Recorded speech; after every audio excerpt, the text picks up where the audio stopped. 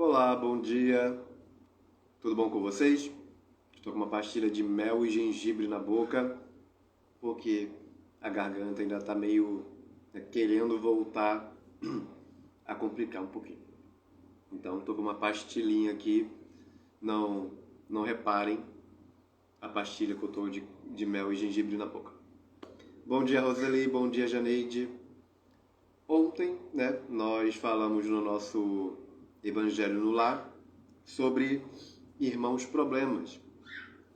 E quando a gente fala sobre os irmãos problemas, nós não estamos falando só dos nossos irmãos sanguíneos. Nós estamos falando dos nossos irmãos irmãos espirituais, irmãos em Deus, Irmãos em Deus. Bom dia, Groyce. Bom dia, Maria Lúcia. Bom dia a todos vocês. É interessante que o assunto de ontem mexe muito com o nosso dia a dia, Mexe muito com as pessoas que estão ao nosso redor. E que, apesar do nome, de irmãos problemas, eles servem exatamente para poder nos auxiliar a avançar. Da mesma forma que nós podemos ser algum tipo de problema na vida de algumas pessoas que fazem parte do nosso convívio. Algum problema em algum sentido. Afinal, nós não somos perfeitos. Então é lógico que em alguma coisa, em alguma parte, nós vamos vacilar. Tem alguma coisa que a gente não sabe fazer direito, ainda não aprendeu a lidar direito com uma determinada tipo de situação. Então, seremos algum tipo de irmão problema para alguém. E mesmo durante a nossa jornada, a gente fazendo tudo direitinho, tudo bonitinho, seremos problemas para aqueles mais desequilibrados, que é exatamente a fonte do assunto do Evangelho de ontem, de que esses irmãos problemas, que em algumas literaturas chamam de espíritos maus, eles, próprio Allan Kardec e o próprio Emmanuel comenta que, na verdade, são espíritos infelizes, São espíritos adoentados, como o próprio André Luiz comenta muito, durante as suas jornadas ali pelo umbral, onde está prestando serviços. Sempre deixa muito bem claro isso. São espíritos doentes, desequilibrados. E isso fala muito do nosso dia a dia, porque, como foi falado ontem no Evangelho, esses irmãos problemas, nós temos encarnados e desencarnados. E entenda também que esse irmão problema podemos chamar por outros nomes, como pai, mãe, filhos, patrão, colega de trabalho, porque todos são irmãos, todos somos irmãos, independente se aqui na Terra nós temos um título diferente, de pai, mãe, tio, primo, patrão, empregado, mas todos somos irmãos. E Emmanuel fala que essas pessoas, esses seres que estão no nosso caminho, na nossa jornada, ou que já passaram, servem para exercitar o nosso bom ânimo, servem para exercitar a nossa paciência, exercitar a nossa fé e a nossa humildade. Então, eles não estão por acaso na nossa vida, já que não existe o acaso. Existe só realmente esse jogo diário de atração e da gente também repelir algumas coisas. Então, dentro desse nosso campo, eu gosto muito do exemplo de que nós somos um planeta e que temos essas pessoas orbitando ao nosso redor. De que nós somos... Imagine que você é o Sol. Imagine que você é o Sol da sua vida. E sua esposa, seus filhos são outros planetas, outros corpos galácticos né? Fazendo aquela volta ao seu redor. E nossos amigos, todas as pessoas são outros corpos celestes que ficam ali ao nosso redor. Eu gosto muito desse exemplo, porque demonstra realmente o jogo da física, do equilíbrio que existe para manter aquela pessoa. E o que acontece, de repente, quando uma pessoa dessa deixa de orbitar, deixa de estar ali ao seu entorno, girando ali ao seu entorno? É porque você mudou o seu campo gravitacional. Em outras palavras, como a gente diz dentro do Espiritismo, você mudou a sua energia, você mudou o seu campo energético, você elevou ou você desceu. Isso muda as pessoas que estão ao nosso redor. Quando você eleva ou quando você cai energeticamente. E isso muda o que vai ficar no seu entorno. Tudo muda ali. Pode ser que alguns sejam mais resistentes, fiquem ali como geralmente a mãe. A mãe sempre fica ali geralmente ao nosso redor. Eu gosto muito desse exemplo porque mostra muito bem como as coisas funcionam, nada fica parado. Tudo está em movimento, outros corpos também estão em movimento, porque da mesma forma que você é o sol da tua vida e que faz com que tudo gire ao seu redor, as outras pessoas também são um sol para elas. E que você você deixa de ser um sol na órbita dela e você vira um desses corpos celestes. E nós temos que entender isso porque é normal que pessoas vão e vêm na nossa vida. Isso já é um grande exercício de desapego. Isso já é um grande exercício de desapego. Da gente querer sempre forçar. Claro que algumas pessoas nos deixam saudade. Algumas pessoas, né, têm energia de casa, de querer que fique mais. Isso é normal. E é até bom que a gente entenda e perceba que até mesmo as pessoas que a gente mais ama, elas algum dia deixarão de estar aqui, deixarão de estar frequentando alguma coisa do qual nós fazemos parte. Então, isso nos ensina a dar amor. Isso nos ensina a ter prioridade. Vou dar um exemplo. Eu tenho uma amiga que ela trabalha com aplicando tratamento em pessoas que têm câncer. Ela trabalha num grande hospital daqui que trabalha exatamente ela que prepara a pessoa para poder receber a químio. A químio não, ao outro, né, que é de rádio, né?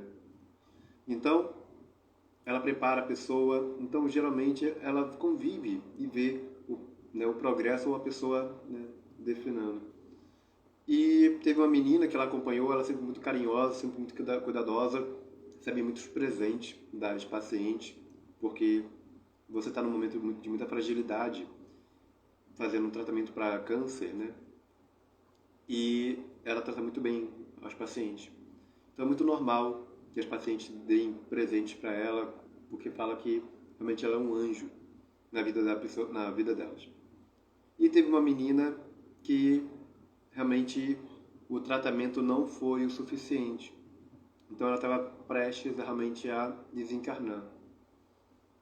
E você vê essa intimidade que se cria com a paciente, que a mãe da menina ligou para ela. Olha, fulana quer te ver. E eu acredito que ela tem pouco tempo. Você pode vir visitá-la? Ela falou, eu acho que sim. Vou ver o que eu posso fazer aqui. E para ela, essa minha amiga, foi uma grande lição, porque ela definiu uma prioridade. Ela tinha muitas outras coisas para fazer no dia, passear no shopping, ir para o cinema, mas ela decidiu ver essa menina, que não era nenhuma parente dela, era apenas mais uma cliente do hospital. E ela foi a pedido, né? Porque a menina pediu. E foi a última vez que ela viu a menina, porque ela desencarnou no mesmo dia. Ela viu e falou, olha, era uma situação que você vê assim e você fica realmente pensando na vida, de que nós não somos nada. Porque ela estava numa situação realmente que dificilmente ela ia sair daquela situação. Porque quando a pessoa já está bem magrinha, né, já está só quase o osso, né, está bem, uma situação bem complicada, bem avançada do câncer. Aí falou com ela, conversou, brincou um pouco com ela, desejou melhoras, disse que Deus estaria cuidando dela. E ela, muito lúcida, a menina, dizendo que achava que estava muito próximo dela voltar. E ela visitou a menina. No final do dia, a mãe da menina ligou para ela e falou, olha, né, minha princesa, né, voltou para Deus. E isso mostra para a gente as prioridades que devemos colocar na nossa vida. Exatamente porque, da mesma forma como essa menina desencarnou por conta do câncer, eu venho falando com vocês já há algum tempo que nós não sabemos quando nós vamos desencarnar. Provavelmente, quando você tem uma pessoa doente na família, meio que todo mundo fica meio que planejado, de que sabe que pode acontecer a qualquer momento. Então fica um alerta de que a gente já estava esperando por isso, não é? A gente não sabia quando, mas sabia que era uma coisa que iria acontecer. Então as pessoas ficam ali naquela expectativa. Mas quando as pessoas são pegas de surpresa, quando a pessoa não tem nenhuma doença aparente e simplesmente chegou a hora, causa um choque na gente. Porque nós somos ainda muito apegados a pessoas e situações. E quando eu ouvi recentemente, né, o Wagner Borges falando sobre a questão que espíritos superiores, né, falando que uma das coisas que eles olham é se o planeta tem cemitério, que demonstra uma inferioridade nossa ainda, de que a gente tem que ter ali o corpo, aquela coisa para ser enterrada, demonstra ainda uma inferioridade nossa do apego ao corpo. Eu ouvi, né, recentemente que parece que alguém roubou o corpo do Charlie Chaplin e que estavam cobrando uma recompensa, né, uma fortuna para poder devolver. Olha a falta de respeito, né? A pessoa sequestrar o corpo do Charlie Chaplin, que morreu já há muito tempo, e estavam querendo uma recompensa para um resgate, um valor de resgate, para poder devolver os restos mortais dele para a família, né? Olha que como a gente tem irmãos problemáticos no mundo. Então, quando a gente... Bom dia, Sônia, bom dia, Jaqueline, bom dia a todos vocês que estão aqui com a gente nessa manhã. Bom dia, Cíntia, Renata, Groyce. É muito interessante quando a gente tem pessoas que desafiam a gente quase o tempo todo. Eu já falei para vocês que eu tenho duas irmãs, que são mais velhas do que eu. Né? Elas têm a idade de serem minhas mães, literalmente. Já que os filhos dela têm a minha idade. Os filhos dela têm a minha idade. São mais velhos do que eu, inclusive. Então, e as duas sempre ficam numa briga de cão e gato. Já comentei com vocês que quando uma está falando com a nossa mãe, a outra não está. Aí a gente fica se perguntando, né? Como é que a gente pode lidar com uma situação dessa? eu aprendi desde muito tempo de que eu não devo me meter. Isso é a minha forma de contribuir com a coisa. Já são pessoas velhas, são pessoas que têm seus 60 anos de idade. Na época que eu lembro que essas coisas começaram a acontecer, elas já tinham seus 40, seus 50 anos. Então não era a gente não está conversando com, né? A gente não está conversando com criança. Estamos conversando com pessoas bem maduras e que permitem apenas que o ego, que alguma ferida que ficou dentro delas ainda se estenda durante muito tempo, mesmo depois delas serem mães, vós. Então, meu compromisso sempre foi de falar com a minha mãe. Meu compromisso não é de ser o mediador de conflitos. Eu tenho que seguir meu caminho com a minha mãe e com meu pai. Independente se as duas estão falando ou não. Se não quer falar, temos o livre-arbítrio, né? Cada um lida com seus próprios problemas. E a gente vê o quanto a gente precisa ter um foco, né? Valorizar as pessoas que precisam ser valorizadas na nossa vida. Porque tem determinados momentos que é como se a gente estivesse querendo conviver com um porco espinho sem querer ser espetado. Vocês têm pessoas na vida de vocês que são verdadeiros, né, porco espinho, cheio de defesa, cheio de espinho, que você não pode colocar a mão senão você se machuca? Exatamente assim. São os irmãos problemas que nós temos no nosso caminho e que temos que agir com muito tato, muita coisa, mas eles servem exatamente para quê? Para nos mostrar aquilo que nós não devemos fazer. Isso é uma das coisas que eu mais aprendi na minha vida até agora, de que quando eu encontro uma pessoa de que eu não gosto do comportamento dela, aquilo para mim é um alerta, aquilo para mim é uma mostra do que eu não gostaria de ser. Porque a pessoa está sendo o que ela está querendo ser. Bom dia, Márcia, tudo bom? Bom dia, Sônia, obrigado pelo carinho. Eu vi você comentando ontem lá no Evangelho da geral que eu dei. De vez em quando é bom, não é? De vez em quando é bom dar uma geral. Então, a gente precisa, né, ter um foco nesse sentido de que, independente do que aconteça ao nosso redor, nós temos que estar ao lado daquelas pessoas que não tem nada a ver com o que está acontecendo. Por exemplo, no meu caso, é sempre ao lado, né, dos meus pais. Se a escolha das minhas irmãs é a escolha delas. Elas já são adultas, têm a família delas já formada, têm neto, filho, problema delas. Eu procuro não me meter, da mesma forma que eu não deixo ninguém se meter na minha vida, né? Não deixo ninguém se meter na minha vida. E assim vivo. Sigo o meu caminho. Sempre que dá, eu falo com minha mãe e com meu pai, sempre por videoconferência.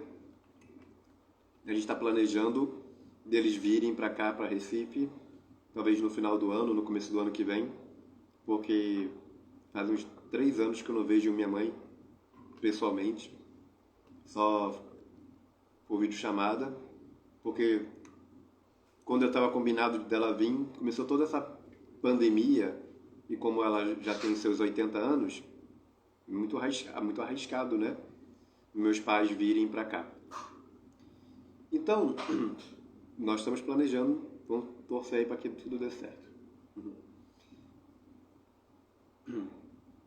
Então, quando a gente encontra essas pessoas da nossa família, né, de sangue, nós temos que entender que essa pessoa tem um papel fundamental. Apesar da gente às vezes querer dar um chute na bunda delas, de querer colocar elas para correr, elas têm um papel muito fundamental na nossa vida, que é exatamente mostrar pra gente algo que nós não devemos nos tornar, mostrar pra gente as decisões que nós devemos tomar, no sentido de que, se eu não gosto, lógico que eu não vou permitir que essa pessoa tenha uma certa influência na minha vida. E como o próprio Emmanuel fala aqui, no nosso exórdio de ontem, é para a gente exercitar a paciência, é para a gente exercitar a nossa fé e a nossa humildade de saber que cada pessoa é um espírito em evolução e que, quando Allan Kardec fala lá sobre Emmanuel fala no Seara dos Médiuns sobre os irmãos problemas, ele fala que em momento algum nós podemos estar falando algo tipo, mas por que, né, Deus não elimina esses espíritos? Ele falou que a gente não pode falar uma coisa dessa porque era a gente, era exatamente a gente, há algum tempo atrás. Imagina os problemas que a gente arrumava na última encarnação. Imagina a complicação que nós éramos algumas encarnações atrás. E que a gente ainda é hoje. Imagina os espíritos superiores a gente, olhando aqui para a Terra, olhando toda a bagunça que a gente faz, quase Terceira Guerra Mundial, muitas mortes acontecendo, muitas coisas que, graças a Deus, a gente não sabe, porque não está alinhado com a nossa energia, porque tem muita coisa ruim acontecendo no mundo e que a gente não tem noção. E só o fato da gente não saber de certas maldades que acontecem no mundo já é uma bênção, já é a misericórdia de Deus atuando junto de nós, porque só aparece para aquelas pessoas que precisam expiar, precisam passar por aquela provação. Se você hoje não tem noção das coisas determinadas coisas que acontecem no mundo, não é porque você é uma pessoa desligada, é porque você não está afinada com aquele tipo de coisa. Você não está alinhado com aquele tipo de pensamento, com aquele tipo de maldade. Então, não é para você. É para os outros espíritos que estão por aí, vagando e precisando, infelizmente, depurar, limpar aquilo que ainda surge na vida deles. E tem um livro que, olha aí a Márcia comentando, que lá na Itália tem muitos suicídios todo dia. Uma tristeza, né, Márcia? A gente tem a síndrome, né, do cão sarnento, né, do cão do cão de rua aqui no Brasil, de que nós somos inferiores, mas a gente não tem noção do quanto o Brasil é abençoado, do quanto nós somos felizes em meio de toda essa bagunça, de quanto nós somos felizes, porque a gente olha assim países como Suíça, muitos outros países de primeiro mundo, e a gente fica falando, nossa, como deve ser maravilhoso viver lá. Só que imagina você nascer e viver num lugar desse, que eles não passam geralmente pelos problemas que nós estamos passando. E acaba que eles não se colocam a nenhum desafio, fica ali naquela coisa. Então acaba que a vida perde o gosto, perde o gosto, perde algum sentido. E acaba que a pessoa simplesmente tira a vida. Se a gente pegasse essas pessoas e colocasse elas para trabalhar em questões solidárias, elas passariam a dar um pouco mais de valor à vida, né? Então, a gente está muito acostumado aqui no Brasil a estar sempre ajudando uns aos outros, de alguma forma. Sempre estamos acostumados. E como nós não temos ainda um grau de civilidade como eles têm e tantas outras coisas, nós temos outros problemas. Isso nos mantém vivos. E entenda, que os problemas que aparecem na nossa vida é exatamente para tirar a gente do foco de ficar pensando besteira. Pode parecer doido, né? Mas é isso que a gente aprende com o André Luiz. É isso que a gente aprende com o André Luiz. De que quando, por exemplo, né, tem uma família lá, tem uma pessoa pensando só besteira sobre o ex que desencarnou. Então, a espiritualidade, para fazer com que aquela pessoa pare de atrapalhar o ex que está desencarnado, arruma alguma coisa para ela fazer. Seja um emprego, seja um problema, mas algo que vai ocupar o mental daquela pessoa para que ela dê um momento de paz pro ex, que é o tempo que a espiritualidade precisa para poder trabalhar com ele lá no plano espiritual. Então nós temos que pensar nisso, de que não é o fato de você estar atrapalhando a vida dos outros, mas nós podemos ser irmãos problemas para muitos desencarnados, só pelo fato de a gente estar pensando besteira deles o tempo todo, invocando eles em pensamento, lembrando dos momentos ruins dos nossos pais, dos nossos, né? A gente acaba atrapalhando muito a vida das pessoas encarnadas e desencarnadas. E isso atrapalha também muito os encarnados quando a gente fica pensando mal deles, lembrando dos momentos ruins. E cada vez fica mais claro para mim, cada vez fica mais claro para mim. E essa mensagem vem surgindo muitas e muitas vezes, de formas muito diferentes, em parábolas e várias formas diferentes, de que, independente do que aconteça na tua vida, recomece logo em seguida. Recomece logo em seguida, para que você realmente não se perca no emaranhado das sombras, da tristeza. Terminou um relacionamento, começa a reconstruir a tua vida no dia seguinte. Perdeu um trabalho, começa a reconstruir a tua vida no dia seguinte. Começa a procurar um outro trabalho, começa a seguir tua vida, começa a cuidar de você no dia seguinte. É isso que a gente tem aprendido muito, que nós não podemos perder tempo reclamando da vida. Nós temos que acordar e perdi o emprego hoje, tenho que me cuidar para amanhã, vou dormir cedo hoje para amanhã mesmo já estar na rua ou estar no computador cedinho, espalhando currículo, perguntando para algum amigo meu se está precisando de vaga para eu poder já voltar ativa. Se a gente tivesse esse senso de urgência, a nossa vida seria muito diferente. A gente evitaria muito suicídio. Porque termina o relacionamento, no outro dia, você já está seguindo a tua vida, correndo atrás de outras coisas, não falando de você começar a namorar no dia seguinte, não. Tô falando de você voltar a reconstruir a tua vida. Agora que eu estou sozinho, vou reconstruir minha vida, tenho que mexer nos meus hábitos, já que antes os meus hábitos estavam alinhados com a vida da outra pessoa. Vou pensar mais em mim, vou cuidar mais de mim e se surgir alguém no meu caminho, maravilha, vou seguir minha vida. Porque esse é o exemplo que os animais dão pra gente.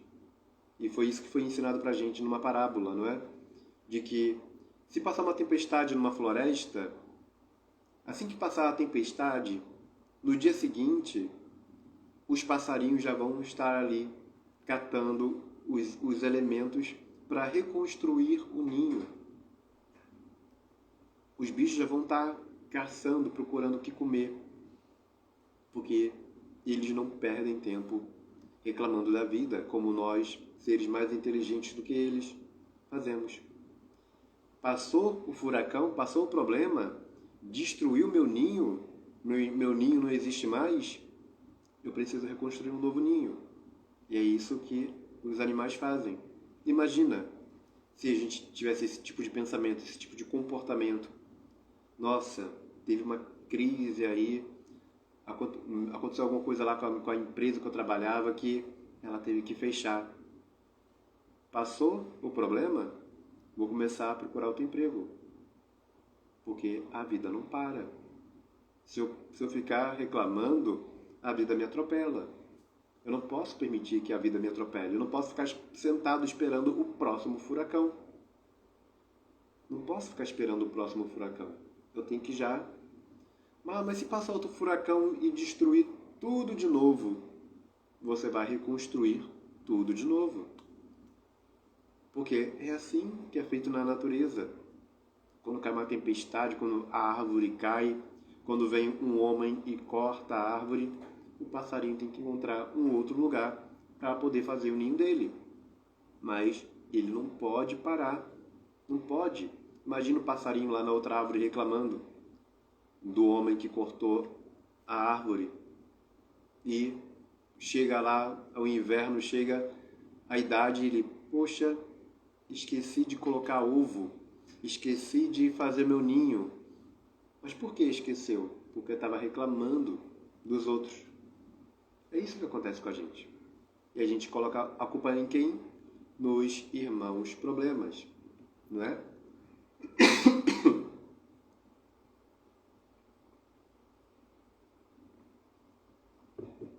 Nós colocamos a culpa nos irmãos problemas, infelizmente.